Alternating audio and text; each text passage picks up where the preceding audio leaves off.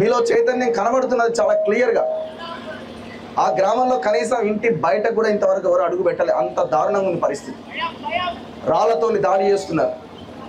ఇది నల్గొండ జిల్లా, చైతన్యం ఉన్న జిల్లా. నాది నల్గొండ జిల్లా, వలిగొండ మండలం, ఇప్పుడు యాదాద్రి భువనగిరి జిల్లా, వెల్వర్తి అనే గ్రామం.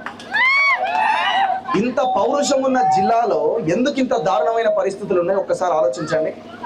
ఓట్లు వేసేదంతా మనము, సీట్లేమో వానివి. మనము ఓట్లేస్తే వాడు లీడర్ అవుతున్నాడు, మన మీద అరాచకం చేస్తున్నాడు.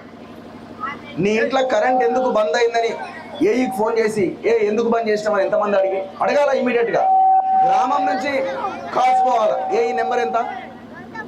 ఏఈ నెంబర్ ఎంత? ఏఈ నెంబర్ ఫోన్ చేయాలి కదా మీరు అంతా ఇమీడియట్గా. ఎందుకు మా ఊర్లో నా ఇంట్లో కరెంటు బంద్ చేసినామని.